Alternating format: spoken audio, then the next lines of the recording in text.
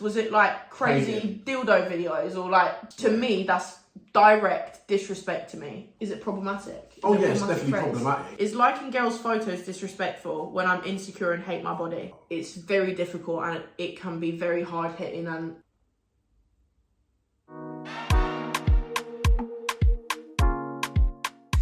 hey everyone, welcome back to my channel and welcome to another episode of Let's Talk. I'm joined by Dan again. Hello. And we are going to be discussing a topic that, to be honest, I have been asked about and get asked about every single time I do a Q&A, every single time I do anything, and also sometimes completely unprovoked. And we're going to be talking about cheating today. Now, I'm going to preface this whole thing with, that's something, I don't know if you, depend on how long you followed me, or Dan, it's something that we've experienced. I mean, how long ago was it now? Like 3 years ago? It was in 2019, was it? Yeah, it's like that's like 3 years ago. No, was it 2018? I think it was no, it was 2019. Yeah, definitely 2019. Dan and I broke up for about 3 months. It was 4 months. Sorry. Dan cheated on me, and we've gone through a lot to get to where we are now. We broke up with the expectation of never getting back together. I didn't even want to speak to him, and then, you know, that whole thing's a completely different story. But we get asked a lot of times how we got back to where we are, how I dealt with it, how you dealt with it, why you did it, and loads of other questions. And we've got a load of questions and also some scenarios that you guys want us to give our advice on. So without any further ado, make sure you subscribe for more of these videos and also other content, and yeah, give this video a thumbs up and let's get cracking. We'll start with the scenarios. Also, I have a coffee in this, which is giant, and a Diet Coke, just in case you're wondering what all of my drinks are. So we'll start with some scenarios. Yeah? Sure. My dad had an affair with a woman who was an ex-pupil of his form when he was a student teacher. Gross, I know. We still don't know how long it was for, because he's still in denial about the whole affair. Sorry, there's a few spelling mistakes, so it's making me stutter a little bit. My mum found out about the affair. They were married for 25 years at this point, because the woman's husband, yes, she was married too, turned up at my mum's work advising that he doesn't want any of her husband's dirty money, and obviously my mum was confused. Turned out he was sending her money to help with something for her son. We actually joked for a while that he may be our long lost brother. Humour gets me through it a lot of the time. My mum obviously confronted my dad about it and found out he was having a relationship with this other woman, had 2 phones and all sorts, and they talked it out, and decided they would stay together. She kept that a secret to herself for a year. The thought of my mum having to go through that alone for that long still makes my heart break. All I know from that period was that they were fighting a lot more than usual. So much so that I would have to scream for them to shut up. There's loads more shit, but I won't drag it on. He still is with this woman, and I still don't speak with her because it still hurts 10 years later. Something my dad still doesn't understand. Moral of the story is just be honest. I commend you and Dan for how open and honest you are about the past. Secrets and lies are what hurt the most when it's all said and done. Sorry for going on. I don't understand. So the dad stayed with the mum and then they broke up later, or it what? Sounds like my mum obviously confronted my dad about it and found out he was having a relationship with this other woman, had 2 phones and all sorts, and they talked it out and decided they would stay together. So then why is he then later with this woman? Do you see what I mean? Yeah. Maybe they broke up at a later stage, I assume. Yeah, and then now he's with the new woman. Yeah. That is crazy. There's what not really... I find odd would be that you would agree to stay together, I guess, and then end up going back to that person anyway. That woman anyway. That's confusing to me. Yeah, and also a little bit it's strange to me. Because I think when we got back together, it was like, this decision is made upon the agreement that this is both of our forevers, and we put absolutely everything that we have into the relationship. But yeah, so I guess the fact that then happens, it kind of is like, well, did that Maybe ever a kick in the break? Did that teeth. break off then? Did that ever break off then? If that was the case, And Because you'd it's always a be bit thinking that, confusing. surely. Yeah, but I don't know. Bless It's very her. clear. Yeah, I agree. Secrets and lies are the absolute, like, they're the cracks in the relationship, and they will be the cracks forever if you keep secrets from your partner, I think. Have become so much stronger now because there's just none. Yeah, there's no part of my life that is off limits for you to either ask about or look into or whatever. Like, there's nothing that belongs to me that you can't have access to. Yeah. Do you know what I mean? Yeah, I get what you mean. Next one. Hey, following on from your story, because I asked these questions in my story. My boyfriend was messaging another girl and he instantly regretted it, but I know he wouldn't have told me. She found me on Facebook and told me, it's been over a year now and I thought we could get through it, but I can just never stop thinking about it. He's so sneaky about things sometimes. I don't know if it's just me being oversensitive or maybe we should just leave things. And I said, thank you for sharing, just so we could chat about it a bit more in depth. How old are you and your boyfriend and how long have you been together? Because I feel like if they've been together for like 2 months, then just cut it off. It's not that deep. 2.5 years and we're 20 and 21. So the first thing that sticks out to me is 20 and 21 is really young. I feel like it's so different because we've spent so much time together. We have spent more time together. Probably than most people that in like 5 years. Who've been together for 10 years, probably. Just because we live and work together and have done pretty much from the start. Obviously, we don't have normal 9-to-5 jobs, so we spend a copious amount of time together. Like, ridiculous. So I guess in that sense, yeah, we're slightly different, but yeah, I get what you mean. Yeah. So she says, do you think she's been oversensitive or maybe she should just leave things? The key thing that sticks out to me is, one, you're young, and I would say the same to me. Like if for some reason something happened with us or something happened to you or something happened to me, both of us are young in the sense that you still have your whole life. So you're not, that just because you break up with this one person doesn't mean you're going to be at 60 forever years alone. old, you still have your whole life. That's what I mean. I think people, at any stage, you can reinvent yourself instantly. Yeah, I think it's not as common for people to feel that they can. They feel quite, this is how I am and this is how I've been up till now and this is who I am and this is how I am, and they don't realise that in reality, at any moment that you decide that whatever you're doing or whatever you've done so far hasn't served you as a behaviour trait, as a personality trait, you can decide to change it. It's and completely reinvent yourself. It's also 100% a choice to be the person that you are currently. Yeah, I agree completely. And I think the other thing that sticks out to me, I don't know if it's me being oversensitive, that's something that I used to say a lot. I used to say a lot, and Dan stopped me from saying it because it makes complete sense. You always say to me, you're not oversensitive. There's clearly things that you're very sensitive to, but that just means that you work on those things. Because if being oversensitive, so for me personally, being oversensitive was something I didn't like. I was so sensitive to things that I would just cry all the time, wouldn't I? You'd watch something and it would impact your entire day. Like, let's say, for example, just to give a crappy example, there'll be like those adverts where it's like give £1 and like save some dogs in different countries, or orphan dogs or whatever. Give £1. You'd watch that, cry when you watch it, then get into bed that evening and be upset and be crying. And then that would impact our time together, because I'm like, well, you can't do anything about it. You aren't happy about it. You're upset. No one enjoys being upset unless there's probably something wrong with you. I don't think it's something that people enjoy. They don't enjoy. Nobody likes being upset. Being upset. It's not. It's so a negative you don't like emotion, it, and I don't like it either because. But you were upset that I was upset. Of course. So you'd get upset, not upset like I was, but you were negatively impacted by me being upset, and that's not nice either. Just the same way that if you were upset, I would be upset too. And I think that's safe to say with every single relationship and every single person. If you're with someone that's upset, that doesn't make you happy. It negatively impacts everyone when you're around people that are upset. It's not a positive experience. No one is happy that their partner is upset. There you go. Basically, bottom line. Yeah.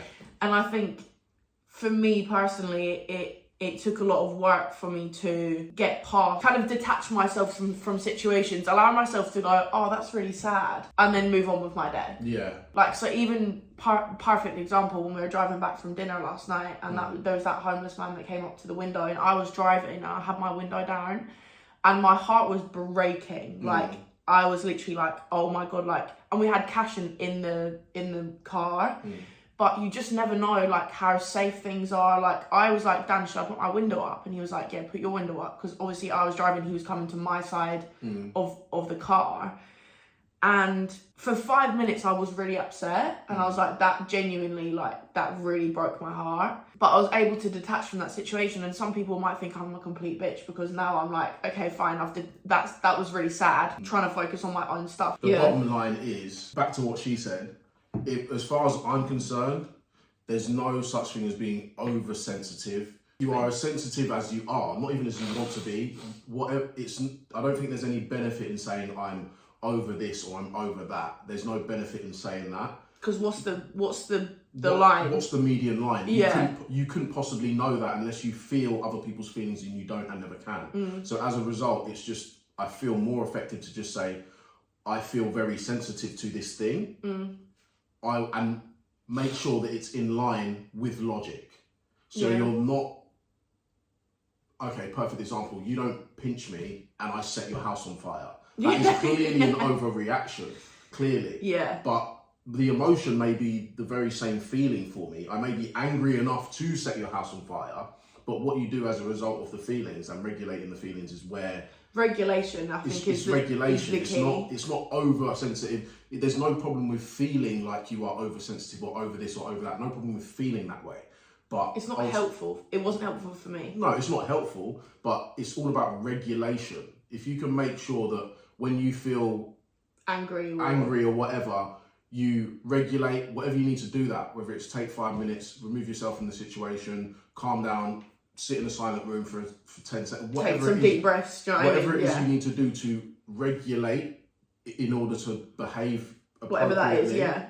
That's what's required. I don't think the sense of being over anything is helpful, and I think it's something that people say about themselves a lot, and I think other people allow other people to say about themselves and say about others as well. Yeah, and I think if anyone says that you're oversensitive, it's, for me, that's a really tricky situation, because you have no idea how sensitive I can be to whatever it is that I'm sensitive to. It's not for me to say that you're being oversensitive. It's not my place to say that. You're obviously reacting in accordance to the way that you feel. Yeah.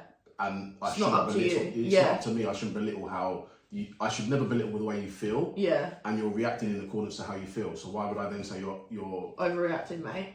You're oversensitive, mate. Sorry.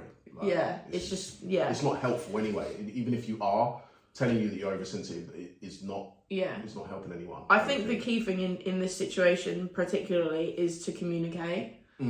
Is if you feel like he's been sneaky, why is he being sneaky? Like, if he's already betrayed your trust by messaging other girls and stuff, there's a situation there in itself that you need to heal first before you move on. Because in order for us to move past the things that we've been through, we had to have so many difficult conversations. Yeah. So it wasn't nice. Possible to not have those conversations. No, it would never be possible to be where we are without having those conversations. And the conversations were with me, with my family, with your friends. And you might lose people on the way, and that happens. But I think the key thing is just to be honest. And I think for me, it was honesty with you and honesty in my own personal boundaries. I need you to be able to do this in order for me to even be able to think about trusting you again. Yeah. And because our goals were the same, we wanted to be together. Because that was the same, you didn't go, oh, I don't want to do that because that's intrusive or that's too much and then I have no privacy and da-da-da. You were willing to completely eliminate your own personal privacy in order to further our relationship. And I think that's really important too. Personally, it was important for us. I suppose the change for me, or the hurdle for me in my head, was the fact that, or coming to the understanding that I'm not going to meet someone and then that person become my wife. Yeah. That's not how it works. Yeah. It's a process. So in order for the person that I'm with to become my wife at any stage, I have to treat her as if she is currently. Yeah. Does that make sense? Yeah, am I being clear? Yeah, I had always approached relationships like temporary. not even, I don't even want to say temporary, like, oh, this will fizzle out or whatever. Not even necessarily that way, but I always had a future idea of when we get married, this is what will be going on, this is how things would be. Yeah. Rather than understanding that marriage is not possible unless you are already in the place or behaving as if that's your situation. That's your current situation for me. Yeah. I get you. So yeah, I think the solution for that one, that was quite long. It's a hard conversation. It is a difficult conversation. And you need to be completely honest with how you feel about things that he's doing. And I think when I say it's a young relationship, I don't mean in terms of women, because I mean in terms of men, because men are less mature than women. It's a literal, it's a proven fact, it's biological. And unfortunately, because you're similar ages, he's probably a few years behind you, which means that difficult conversation, it could go really well and it could be completely fine, but that difficult conversation could turn into him being defensive. He could get angry, he might be dismissive. Like, there's a lot of things that could go on, and I feel like if that happens, for me personally, I'd leave it, because if you're at completely different stages, especially in your maturity, it's going to be really difficult for you to feel comfortable in a situation where you can even bring something up that's upset you. Yeah, it's important to have, I don't even want to say not fear, but it's important to have those conversations regardless of how scary they might be or every time we have a difficult conversation, I get scared because I don't know the outcome. Yeah. Ultimately, this person may, in response to my gripe, this person may go, do you know what? This is shit. I'm done with this. Yeah. And that you always risk that every time you bring up something that you're unhappy about or that you've been made upset about. But the alternative is much, much worse. Yeah, I agree. I think, and a lot of people will stick in minor uncomfortability instead of having a very uncomfortable conversation, and then the result Everything is being happiness. Fine. Yeah, happy. Yeah. I wouldn't say they're uncomfortable, but I'd say we have discussions often, and when we do have uncomfortable conversations, they're not. They're always met with, what is the outcome to this? What's the solution? We need to make sure there's a solution at the end of this, and before we end the conversation, or one of us goes out, or whatever, there is a solution before the conversation is ended. Yeah. And I think that's really important also, because you both leave the conversation knowing where you're at, on a common ground, whether it is you've broken up or not. Do you know what I mean? Yeah. Okay, next one. My boyfriend cheated on me, but we're still together now and have been together for 2 years. Although that was so difficult, I'm happy now and do believe he's my true soulmate.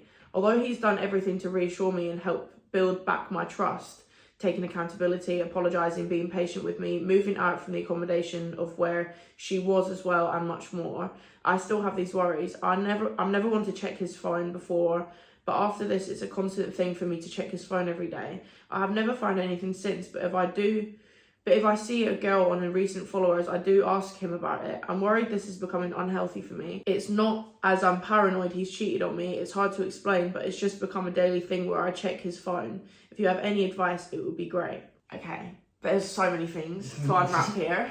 Okay, so the first thing I'd say, sorry, again, just getting myself comfortable. My feet are really cold as well, so that's why I got this blanket. Yeah, so the first thing I'd unwrap is that it's your decision to check his phone every day. Am I boring you, babe? No, sorry, no. When we first got back together, Dan gave me his passwords to absolutely everything, and there was nothing off limits. And I don't think I ever checked it every day, but I did check it semi-regularly, and the same thing happened to me. Is this a bit of hair? No, it's my collar. And the same thing happened to me. I'd check it, and there's absolutely sweet F all there to look at. There's nothing. And the difference between us getting back together and before is that before we didn't live together, I stayed with you and then I left. So we had much more time apart, whereas when we got back together, we pretty much moved in together straight away. Oh, yeah, pretty much. Yeah, pretty literally. Much. Yeah. So I think there's big differences in our situation to others, and I recognise that we're very blessed. We had the opportunity to do that. The opportunity of time. Yeah. We had a lot of time together when we got back together. We didn't have 9-to-5 jobs we had to go to. And then things also like we had lockdown. We were forced into a situation that neither of us were really massively comfortable with. Yeah. But the end outcome was shared. Yeah.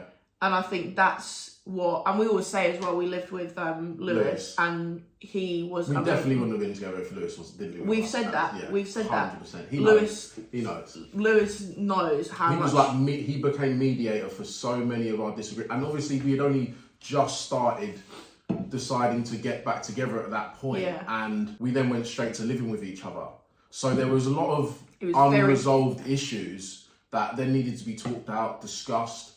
And we had a lot of fights that were not nice. Yeah, so many really heated arguments on both sides. And it was so helpful to have a mediator like Lewis present for the conversation. Not someone... wasn't that enjoyable for Lewis. Yeah, sorry, mate. But he was amazing. He was incredible. And he doesn't mind getting involved, which is also a blessing, because a lot of people in that situation would be like lock themselves in their room and they're like, where's going on out there? I'm not interested. Yeah. But because he was there, he was present for a lot of. I think because he was such a good friend to both of us individually. Yeah. Like there wasn't a situation in which like he was taking sides.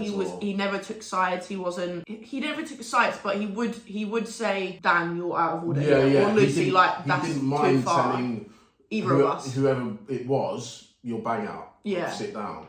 I feel like we need to circle back to the question because we keep getting distracted. But yeah, I think checking his phone is not a problem. Personally, I don't think it's an issue.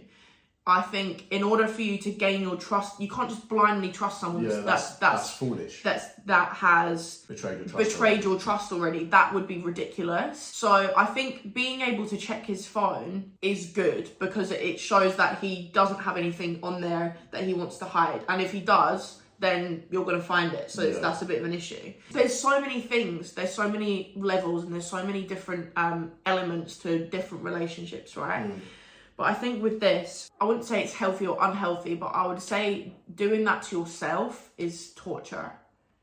Checking his phone every single day, the fact that it's become a habit, you're torturing yourself. And the evidence is there. For the last 2 years, they've been together since it happened, and nothing has been there since. But that's my point. I guess the way I behave in regards to things like that is when I'm presented with the information, I'll deal with it accordingly when I have it. Yeah. And I know how I will deal with it when I have the information, but until I have the information, I'm not going to stress myself about something I don't know. Yeah. Like you said, like your dad says, what is it? True, false, don't know. True, false, don't know. Yeah. Is it true that this thing actually happened, or is it false, or do you not know? Don't know? If it's a don't know, then you.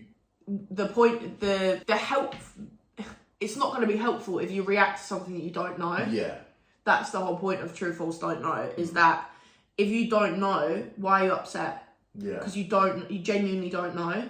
Deal with the information when you have the information. Yeah. I think the whole point is that she's saying she still has these worries, and it's become a constant thing to check his phone every day. I feel like personally, for me, if that was me, that's my problem now. But because also if he's done him though, yeah, but you've spoken to him about it. Because if he's done everything he can though, to make sure that you feel that you can trust him now, the trust is now your responsibility to achieve. Do you know what I mean? I get what you're saying, but your partner should want to help you in everything that they can help you. Yeah, like definitely, so you're right. Have the conversation with you. So like, if we were still at a stage where you're like, listen, I struggle to trust you, that's something that we can discuss together. Yeah. And whatever, I may well feel like I've gone above and beyond to make sure that you can trust me, but unfortunately the trust has been broken at one stage. So it's not like I'm completely... Yeah, it wasn't my fault. It wasn't your fault. I'm not completely faultless in this situation. So what can I do, or what can we do together to ensure that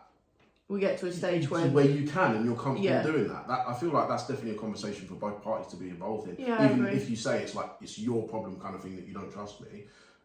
I don't mean it's your problem. I mean in terms of like you have to do the work personally to get back to a stage. Right. Yeah, you've got to do a lot of personal work. But you're right. I think it needs to be, because I guess every time that's been a situation, I've talked to you about it, and I'm like, by the way, this has really been kind of eating at my head. Like I need to have a conversation with you about it. And I think the main thing for me, every time I've had that conversation, there's never been uproar, there's never been like, it hasn't been an uncomfortable conversation as far as I've built it up in my head. Yeah. So where I've thought, oh, I really wanted to speak to Dan, but like, I don't know if he's going to be angry, or I don't know if he'll get upset, or I don't know if I'm going to like, do you know what I mean? None of that's ever happened.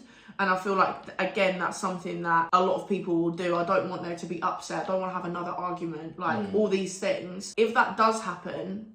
Deal with it when it happens. Deal with it when it happens. But I also think if that does happen when you're trying to get back to a place where you're both comfortable, that says more. Because if that person really wants you to trust them again, they're patient and they want to be with you long term and all those things, that conversation will be a stepping stone. Yeah. It won't be the be all and end all. I agree. Next question. My dad has cheated on my mum countless times over their 40-year relationship in the worst of ways. Prostitutes, random people from internet sites, etc. I came to know about it and kept it to myself to protect my mum, as I thought mentally she wouldn't be able to handle it.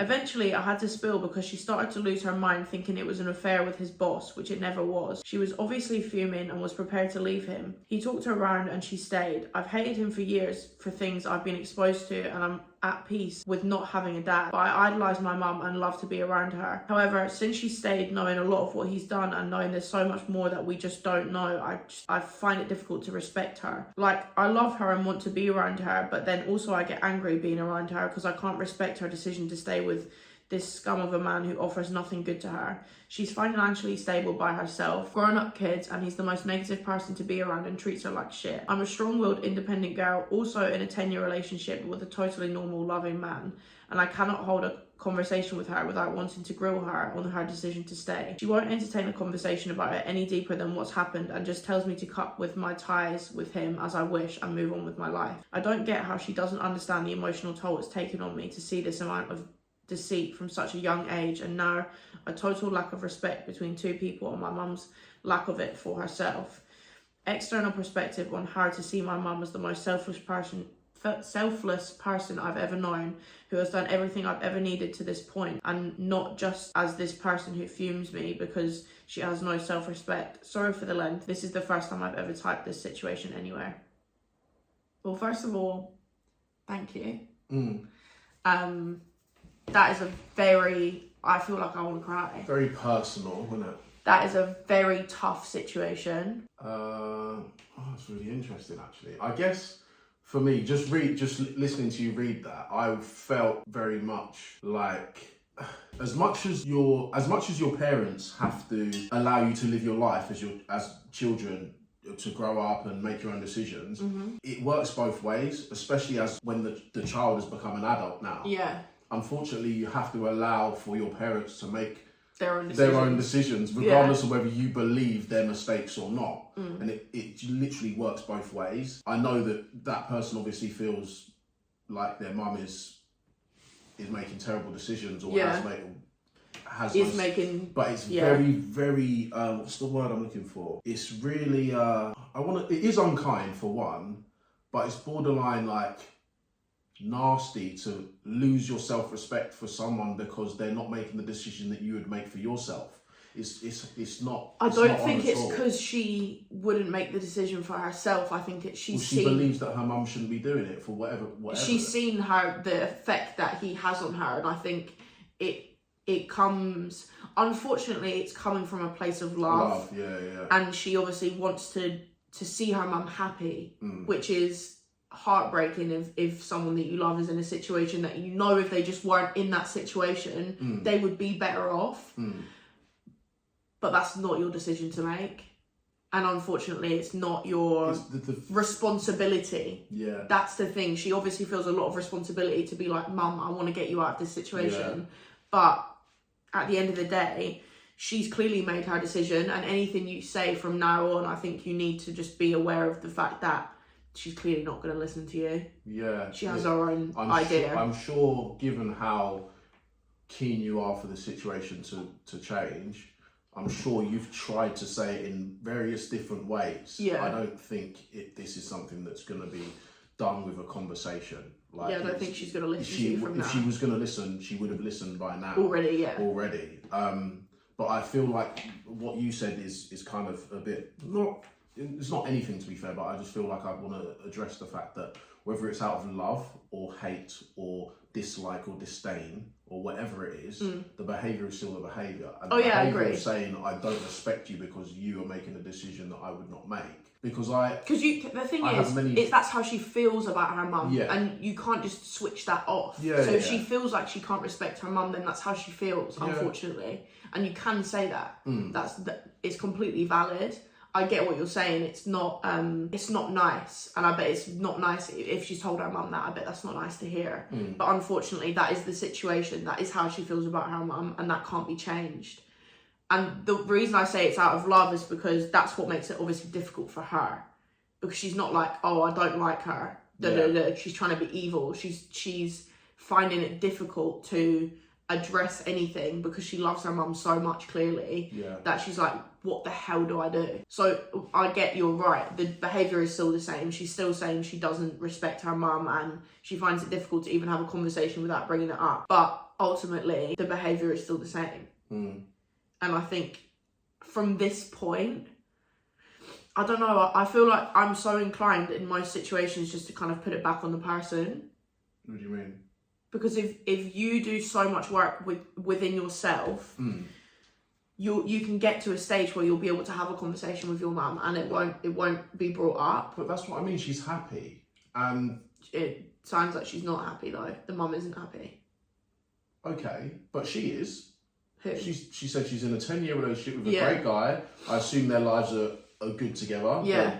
They're healthy. It doesn't sound like there's any, what's the word? Health issues involved. That's incredible on its own. Yeah. I get it. And I feel like I'm not a woman.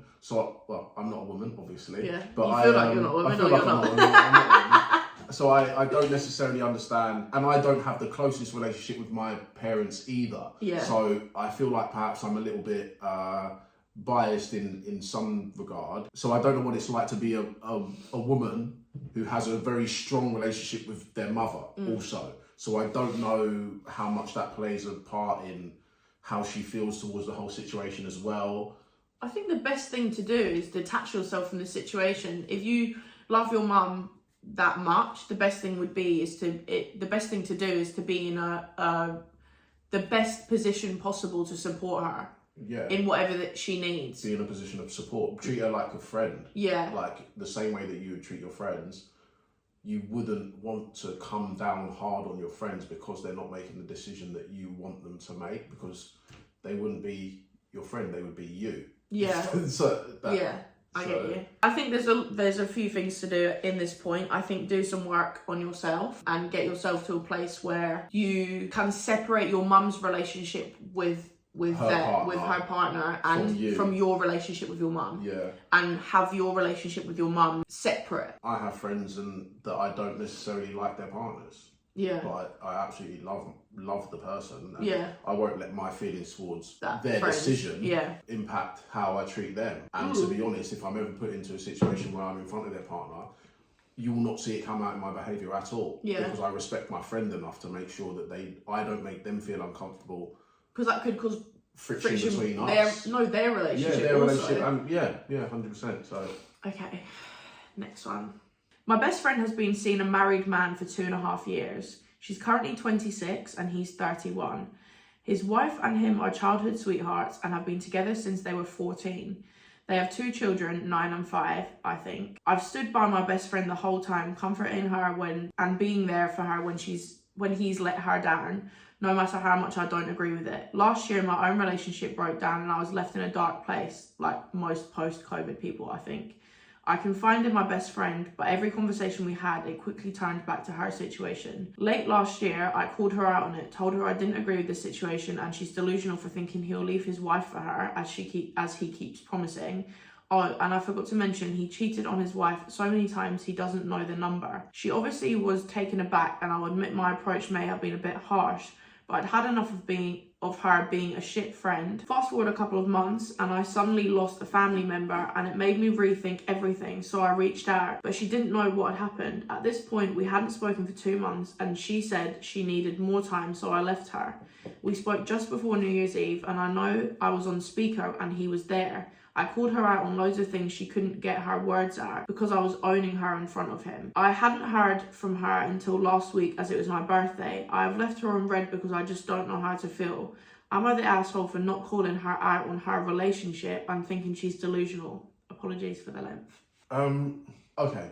One thing that I will say, which is very interesting, it seems to me quite shocking how many people, how many women especially, say that they hate men that cheat, but how many are willing to cheat with men who are married or otherwise in a relationship? That's shocking.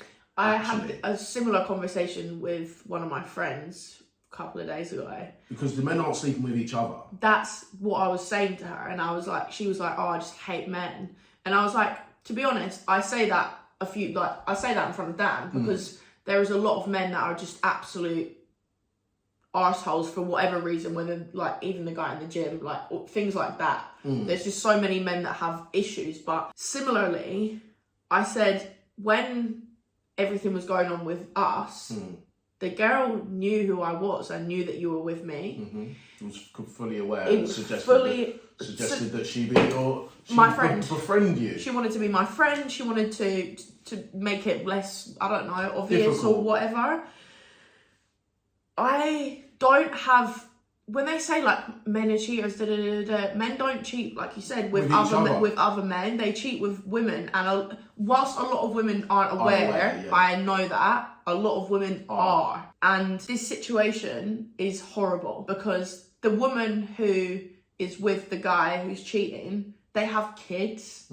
And whilst it's horrible enough to be in a relationship with someone and you experience cheating, when there's kids involved, it adds a whole new level of disrespect because you're not only disrespecting me, you're now disrespecting our children that we have together, our family, but you're disrespecting everything that we have together, everything that we've built together. Sorry, I just can't get comfortable. My feet are so cold. And I find that so much more difficult when there's children, when there's just other people involved. I just find it so difficult. And I feel like in this situation, I feel like you're right to call her out. I don't feel like you telling her that there's... But this is my point. You didn't call her out when it happened. You called her out 2 years later when you started to get annoyed about it. They've been doing it for a long time. Long enough time that it's not like, don't see him no more. And she goes, yeah. At the point when she said it to you for the first time, what was your response? Clearly not negative. You said, oh, haha, or whatever. No problem. Or to the point where 2 years later, you're now having this conversation. But I've been in a similar situation recently with one of my friends. I was going to say, I ain't done shit, mate. I don't think you have. No, not with you. With one of my friends. And she was talking to and sleeping with a guy that has a girlfriend and a baby. And I was really upset with her and really upset with the situation. I made it very clear from the outset. I won't push her away because I don't agree with her decisions, especially as it's something that could be triggering for me. Do you know what I mean? Like I've been through a situation where it wasn't comfortable. I think it's important for you to voice your opinion and a voice, especially because it's not really correct what's going on. Do you know what I mean? Like that shouldn't be something that you should be involved in. But ultimately, from a friend point of view, your friend is only going to get hurt, and that was one of my main points. Like you're not number one. This person, you're not even number two. This is what I mean. There's two people involved, and you're number three already. You're never going to be number one, and that was my main point. Is that this will only end in tears. This isn't going to end up, even if he's saying I'm going to leave my wife, I'm going to leave my girlfriend, you're still not number one because there's children involved and there's a wife involved. It's just not it. I think, because she said, am I the arsehole? I wouldn't go so far as to say that you're an arsehole, but I don't see that you're in the right because you decided to pick your time and now go in on her, and now I've like used... The wording that was used there was like, what was it? Almost like I owned her. Like on the phone in front of her. Yeah, there's a bit of... There's a bit of ego involved in there. I'm like, well... The ego is not Why necessary. didn't you own her 2 years prior when she actually did it? When she mentioned it, yeah. You didn't. You've decided to do it now because you've fallen out, which is even more weird to me. That's more ego-driven. There's more ego-driven. Yeah. Now we've fallen out, let me tell you about yourself. Yeah. Come on now. You should have told me about myself 2 years ago if you thought I was doing something wrong. Because we're friends, you want to look out, have my back and Yeah, make sure yeah, that I'm yeah. not doing dumb shit. But now that we're not friends, you want to come and mug me off. For what? Because Yeah, it's not. it's either you always agreed or you don't agree and you just kept your mouth shut. And it's unfortunately they're as bad as each other. In action, I feel like there's no conclusion to this one because I agree with you. I feel like she's right for calling her out, but the timing of the call out is fishy. It's as a result of conflict. Yeah. So it's like us having an argument and being like, by the way, see that thing you did like 6 months ago? And I feel like the reason we don't do that is because we genuinely... helpful. Not even that. When you have an issue, you'll tell me, this is my issue. Yeah. And when I have an issue, I will tell you, this is my issue. And we'll... deal with the issue. Right there and then. So there isn't a chance where 2 months later we can have a conversation and you go, you do this, A, B, C. Yeah. Because it's already been discussed. Yeah, it's not. I want to check the very start of the message again, just in case we missed it. I've stood by my best friend the whole time, comforting and been there for her when he's let her down, no matter how much I don't agree with it. Yeah, because that's where I find it difficult. Did you let her know you didn't agree with it, but were there for her anyway? Because that, I think, fair enough. Yeah, that's fair. But also, I don't know. I think my emotion clouds me when it comes to this because I wouldn't want to be with friends with someone who breaks up a marriage with children involved and all that kind of stuff. I find it difficult with my friend. I do struggle to understand what the appeal is. I struggle to understand it too. For women taking that on. I don't know. I guess... we've got another topic for next time that's kind of similar to that. What's that? About baby mums and single parents and all that kind of stuff. Yeah, I don't know, have a conversation about that, but I don't know. I understand that it's difficult to comfort someone when you don't agree with their decisions, but ultimately it doesn't matter if that's your friend. Because the thing is, she could have come across new information or she might have just changed her mind and at the beginning she didn't think it was that bad, but now she thinks it's terrible and now she wants to tell her friend about it. Fine. But the problem is that she's voiced that she didn't agree with it to begin with. But now, 2 years down the line... you want to start shouting. So I feel like, no, you're not an asshole, but like, you're not an asshole. Yeah. There's definitely... what you did wasn't completely correct, but also I understand where you're coming from, and calling someone out for that kind of behaviour is not a negative thing, especially if they're kind of their heads in the clouds and whatever. But I feel like your timing and possibly your delivery weren't great. Yeah? Yeah. When I was 20, I found out my dad was cheating on my mum. The way I found out was very different. My dad sent a message that was meant for his side piece to my sister's phone.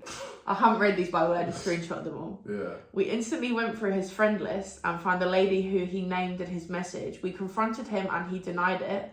So then we went to my mum. She kicked him out for a week or so, and then he came back as though nothing happened. Recently, I found out again that he was still seeing this woman, and she messaged me herself. When I told my mum, she already knew about the situation. I was just as heartbroken as she was, and he had changed my perspective on men. I haven't been able to look at him the same, and my mum is still with him. I now have major trust issues and question my current partner's every move. We've been together for 7 years or so. 7 years, so he understands why and what's caused this, but it causes such tension in our relationship. I get nervous about who he messages, and when he goes out with his friends, I know they say you should trust your partner, and mine's never given me a reason not to. But after my dad thinking he was the one person who wouldn't hurt me, my head's all over the place. Do you have any advice for my current relationship? Also, me and my partner are now engaged. First of all, I'm so sorry, because the way they found out is wild. He sent a message that was meant for his mistress to her sister. Do you have any advice for my current situation? I'm still unpacking it in my brain. It's completely hers to deal with. Unfortunately, that's just how it is. It's completely her. She's never done anything. Baggage and situation to unpack and resolve. Probably therapy. Yeah. Probably therapy. I think all of these situations, I am a huge therapy advocate. I think I've been in therapy since I was like 13 or something. I don't find therapy easy. I don't think therapy is easy for anyone. It's definitely not. It's very difficult, and it can be very hard hitting, and sometimes it gets worse before it gets better. But ultimately, when it's better, there's things that you have achieved during therapy and what you've been able to overcome will be so much more valuable than the short period of time that it's uncomfortable. Yeah. And I think genuinely in every single one of these situations, therapy would not be a bad idea. But I think you're right. In this situation, I feel like there's a lot of things to unpack for you, and I feel like there is definitely... I feel like it's unfair to put the whole responsibility of resolving the issue that ultimately you have in trusting with your current partner who has done nothing to damage that trust. Yeah, and he's clearly still with you as well, which means that he's accepted a lot of the baggage, which is amazing. Obviously, you're engaged, which again, congratulations.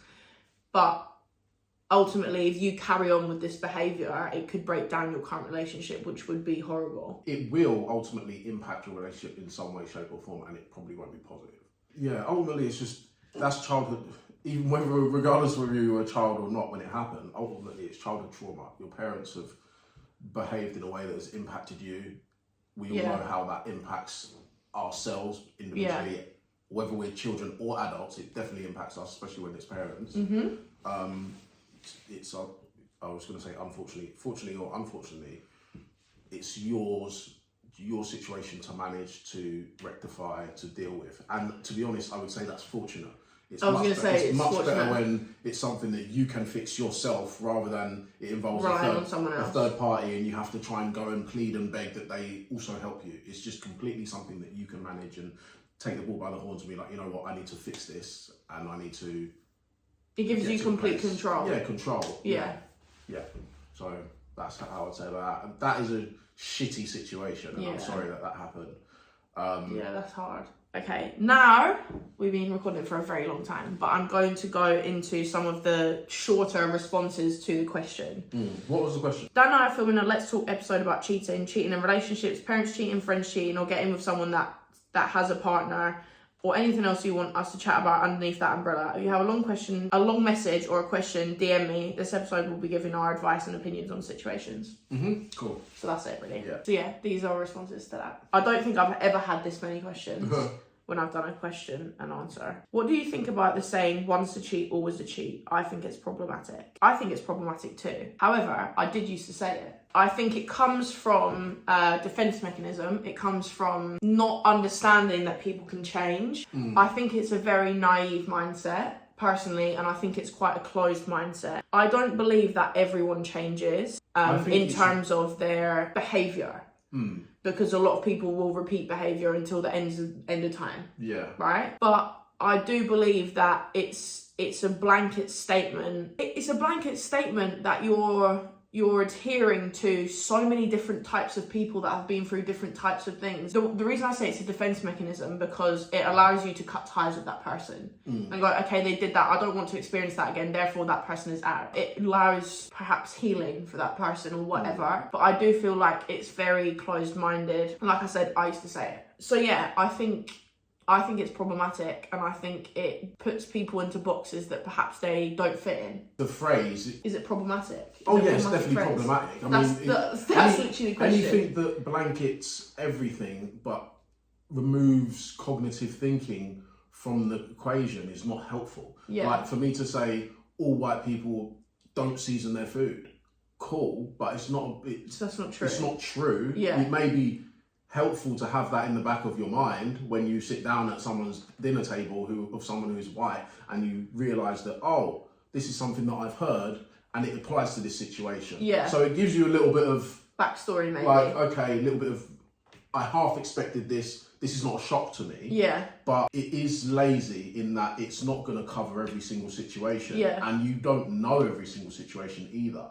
So to say once a cheat, always a cheat, it may serve you or may have served you, but how the hell would you know? Yeah. You don't know that. You couldn't possibly know that. I think also, and I think this is kind of what I've learned from obviously with you, is that there's a lot of questions about why people do it. So I think we'll cover that kind of in this question also. So many people do it for so many different reasons. Do you know what I mean? And it's not just men, it's also women.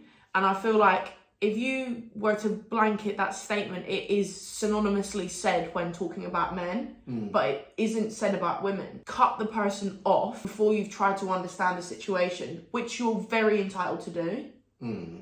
But don't assume you know everything about the situation by using that phrase. Yeah.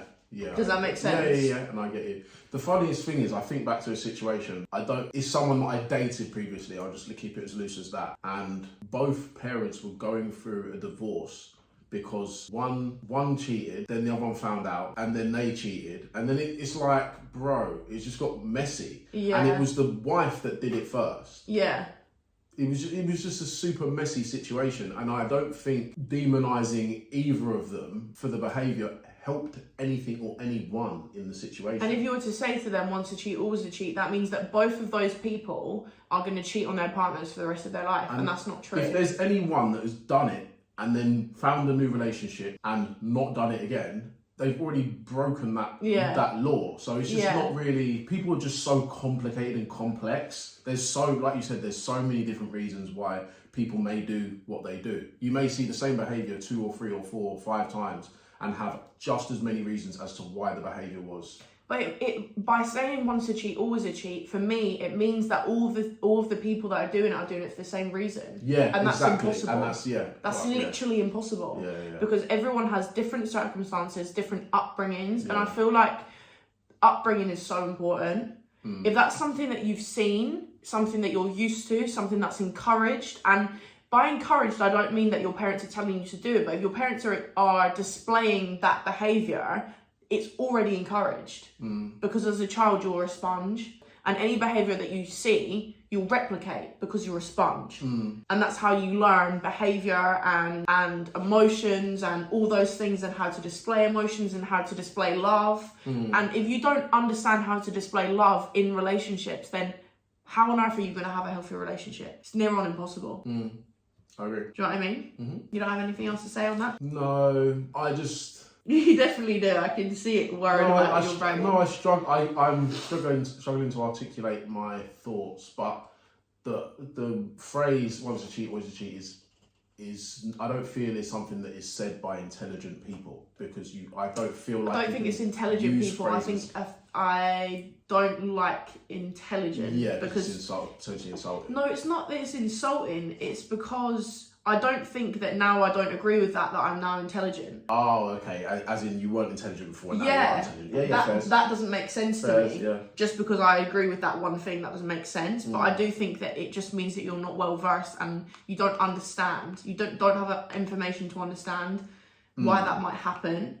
And so you just blanket statement something. Yeah. Typically, a lot of people who cheat will cheat again. That's typical, but that doesn't mean they're always a cheat. Yeah. They might be repeat offenders in that specific thing. Yeah, I suppose it'd be more accurate and just, I suppose, easily digestible to say that someone that cheats is very likely to cheat again.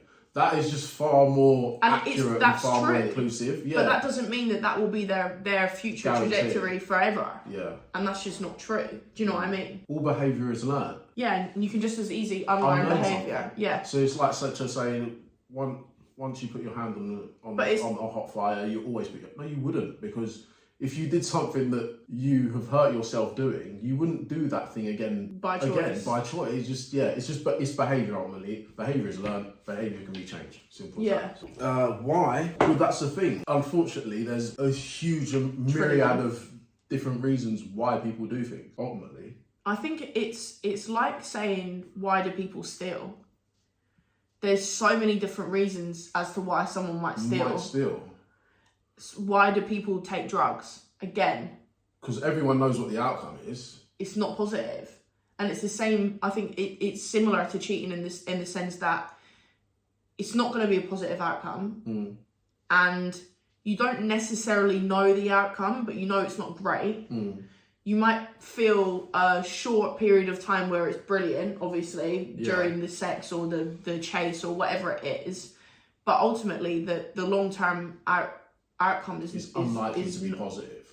is not going to be good. Yeah. So I think but like I said, when I said it's similar to drugs, it's like there is so many different reasons why people do things like that. Yeah. Like so many we couldn't even sit here and discuss the reasons as to why people do that. Yeah. And but I think the reasons it's the same. will be very similar. They'll be all kind of on the same, all along the same line, but it's like a sliding scale. They'll all be from. There won't really ever be one reason, I don't think. Either. Yeah. It's just like, it's just it's a complex, it's a very simple question with a very complex and ever-changing answer. Yeah. For every individual situation and person that you would speak to. Yeah, like if you ask you, then ask the next person, whether it's, and even this is the thing that I struggle with. It's females and males. Yeah. Males cheat, but so do females. I think and I feel the like study that was done on it said that women are only like 7% behind on the cheating scale. Yeah. So people believe let me get it. that men are just so out here.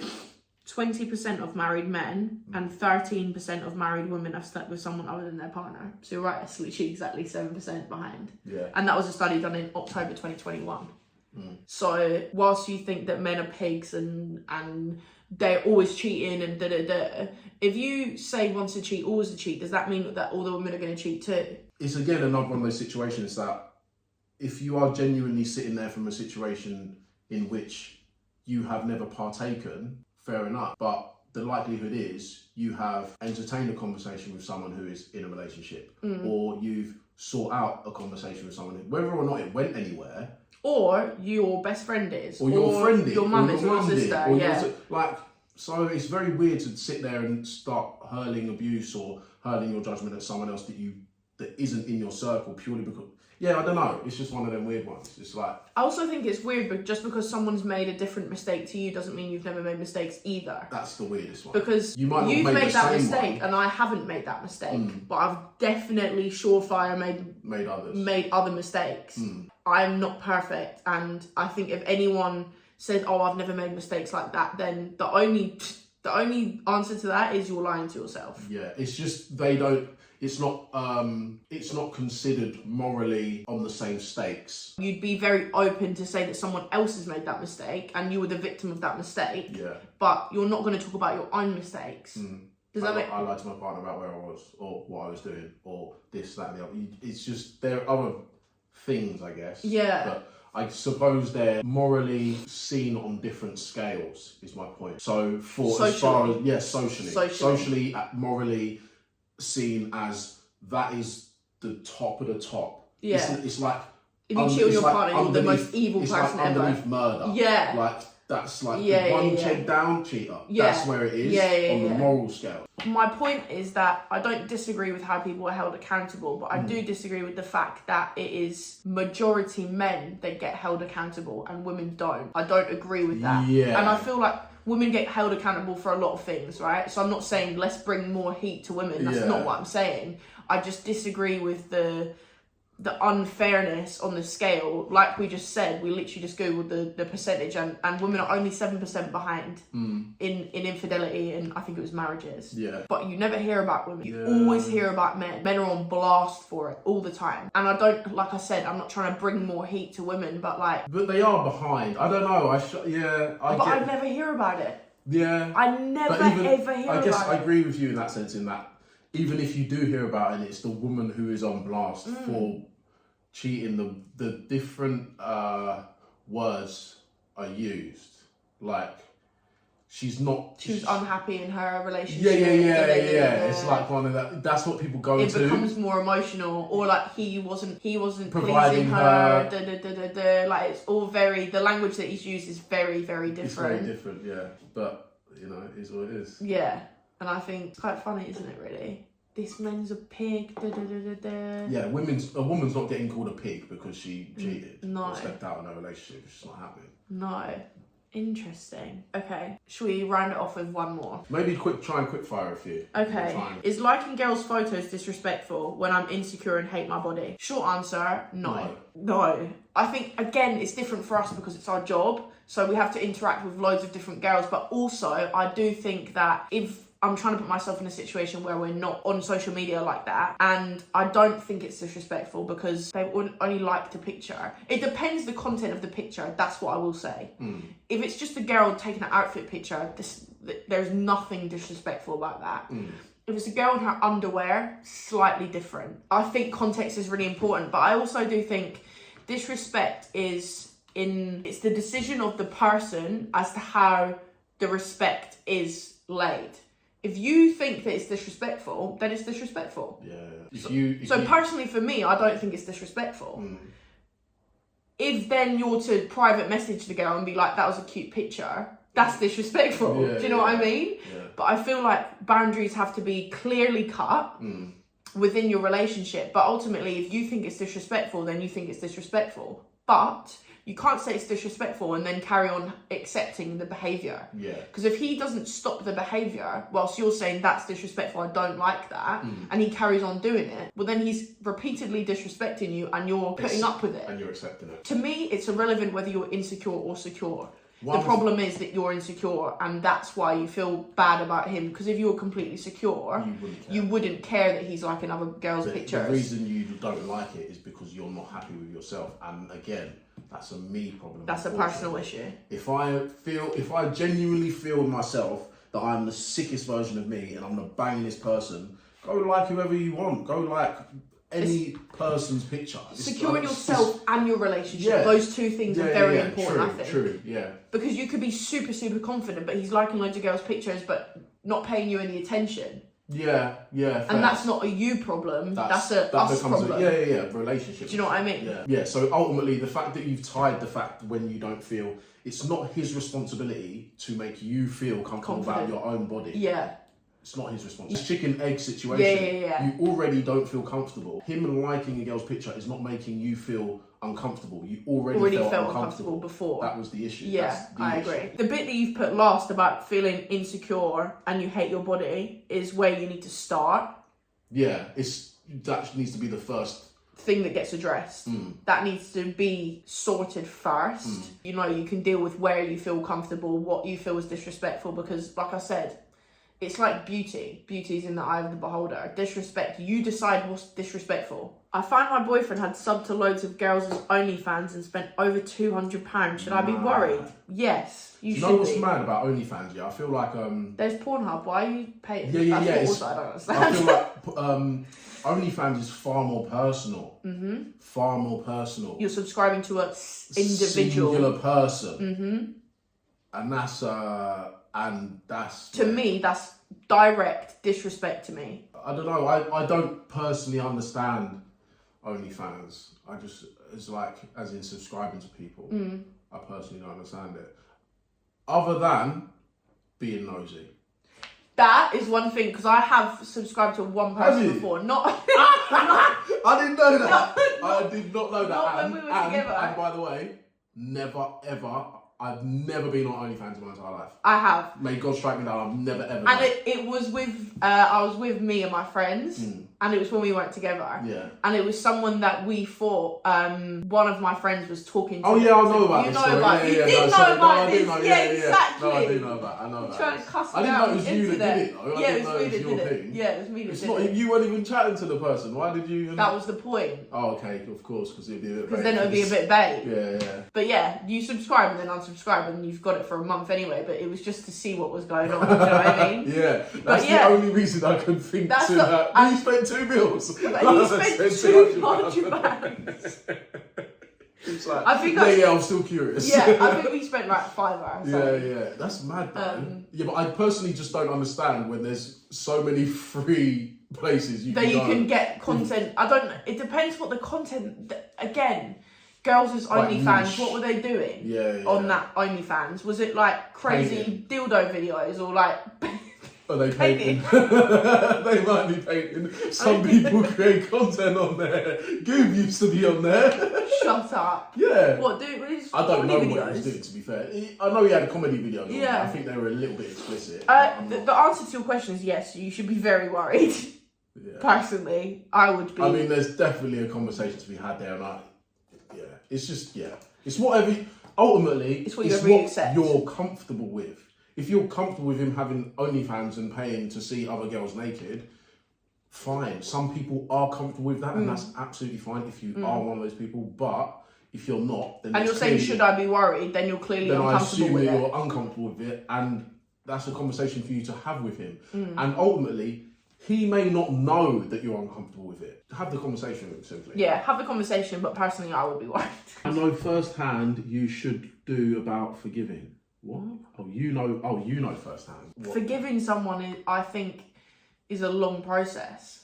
And I think it's a personal process. Very. And I think forgiving is not up to the other person to prove that they should be forgiven. Forgiving is a decision that you need to make. And I'd forgiven you before I even got back with you. Yeah.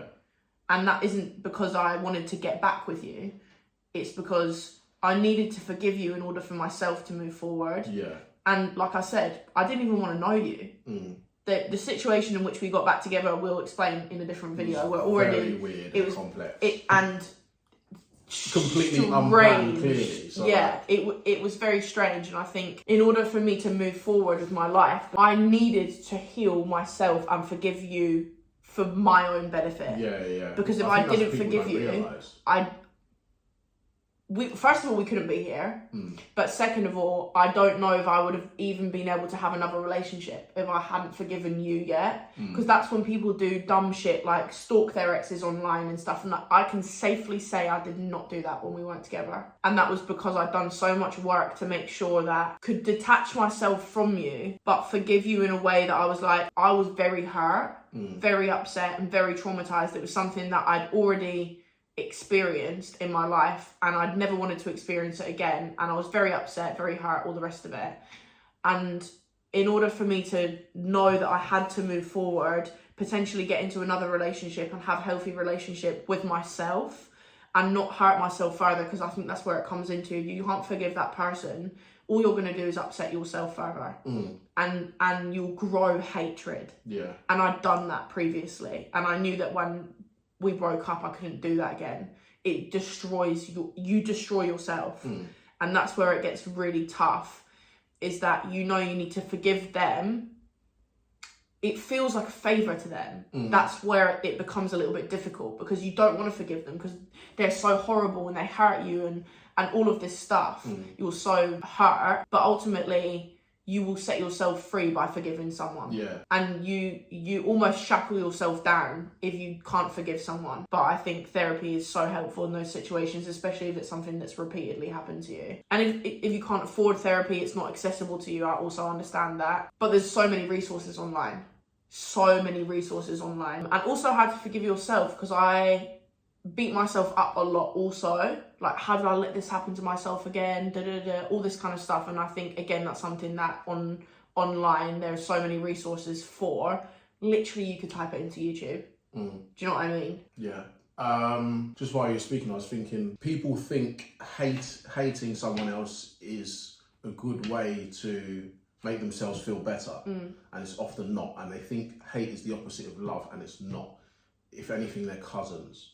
And if you sisters. Yeah, if you've gone from being in love with someone or loving someone to hating them, you are no further away from loving them than you were when you were in love with them, unfortunately. Yeah. They're still on your mind at the exact same amount of time. Maybe more now. Yeah. And you are still in a position where you can't move on to something else because there's hatred. Whether it's love or hatred in your heart, it's taking up space. Yeah, the moving on process isn't any easier. It hasn't started yet. Yeah. Either way, the moving on process hasn't started. The opposite of love is disdain, and disdain is complete detachment.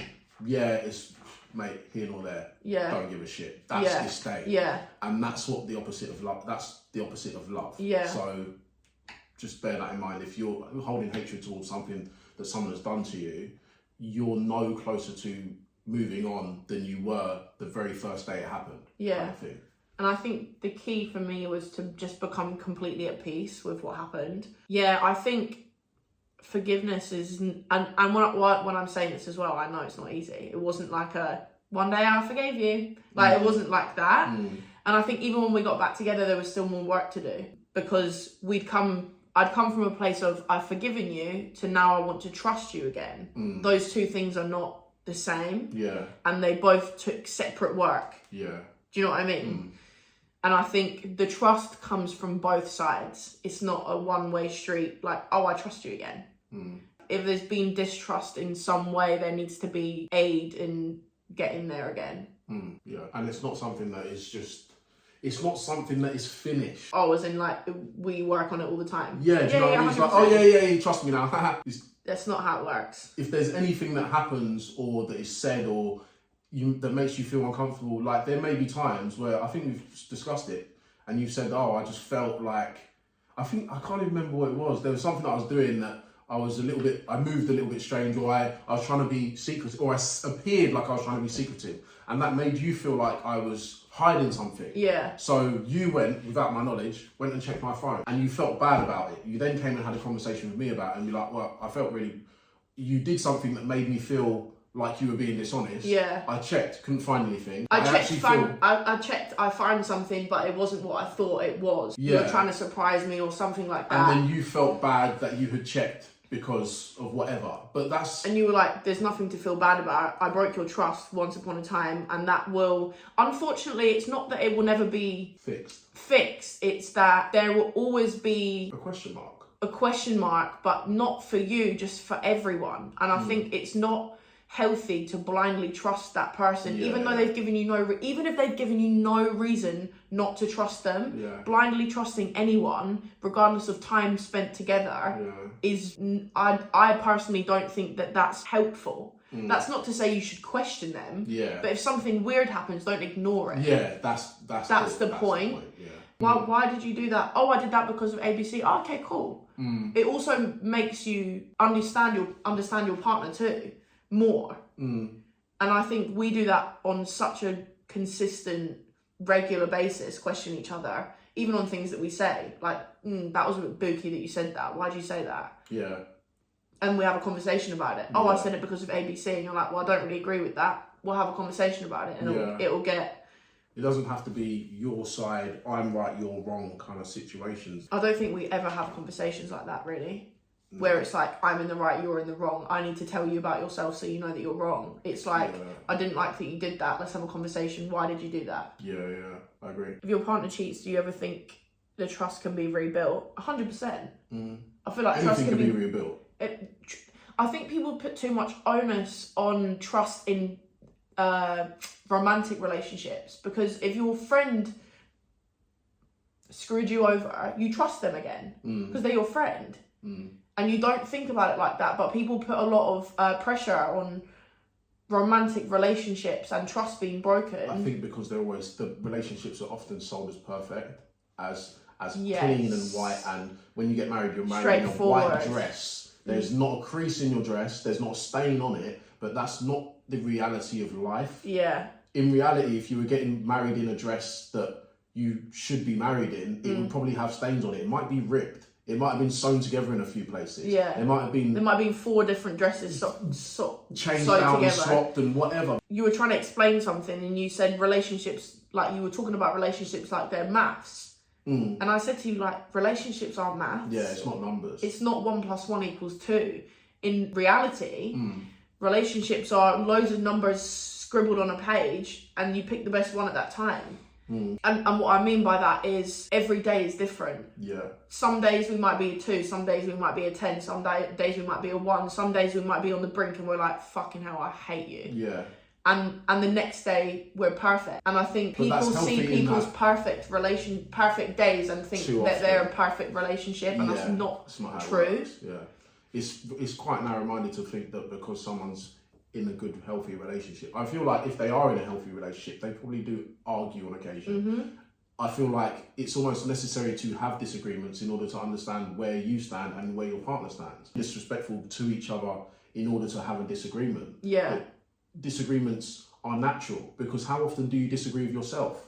That's and your own behaviour? Yeah, so how would you not disagree with someone else? Like, how often do you wake up and feel like, I feel like shit, why did I do that yesterday? Yeah. So if you feel like you shouldn't have done something, how the hell why would you not expect that from your partner? You know what I mean? But that's what I was going to say. Like, it's important to challenge your partner. And I think if you don't disagree on things, how on earth are you going to grow as a partnership if you just agree all the time? Or are passive. Yeah. And you let that person just take the lead and be like, yeah, that's just how. Even if you don't necessarily agree, you might have like a small disagreement or something to say, and you just don't say it because it's just easier. It's difficult for a partnership to grow if that's the case. Like, I know looking at my parents, one part of the partnership will be underserved. Yeah, exactly. But I know, like, looking at my parents disagree on so many things. But ultimately, they agree enough on enough things that their marriage is solid, so solid. And when they disagree, they have healthy discussions about things. And they'll work together as a team to kind of iron out whatever it is that they're disagreeing about. And I feel like that I've been blessed with that example of a relationship to be able to learn what something that is healthy looks like. Now, that doesn't mean that I emulate their relationship and their marriage, because I don't. But it means that, one, I know it's possible, which I know for a lot of people that they haven't seen that. Yeah.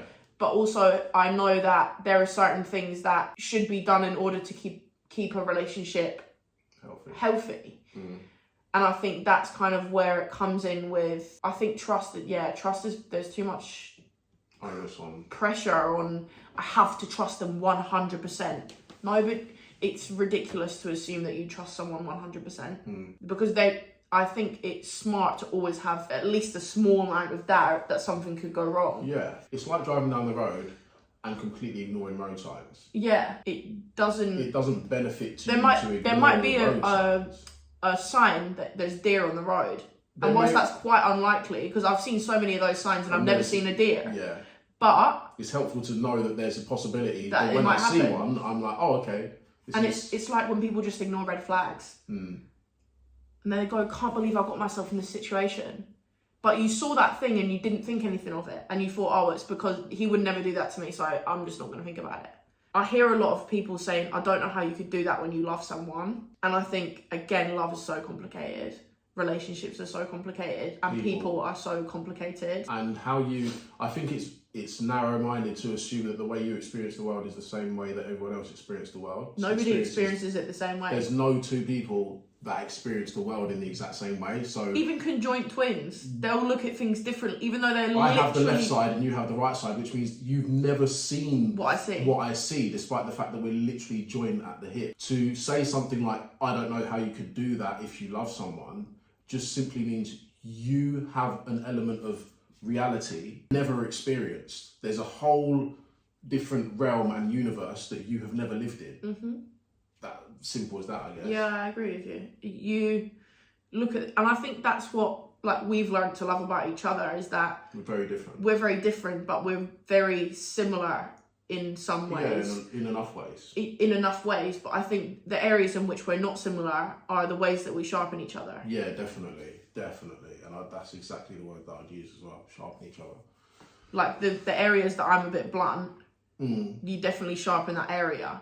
And the areas that perhaps you're lacking, I help you to bring that up. So I think there's definitely an element of balance. Yeah, you've definitely grown me as a human being in a way that I'm pretty confident would not have been possible to grow myself on my own. No matter how many books I read or whatever, or how much I tried to learn, the university of life in being in a relationship with you is I feel the only way in which I could have grown to who I am at this point. Does that make sense?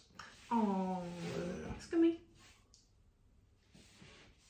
Yeah, I feel like that is a good way to round up the video. Yeah, I guess so. Hopefully you guys enjoyed it. I hope we covered enough topics and questions for you guys. I'm sure there's probably a lot more that you guys might want to know.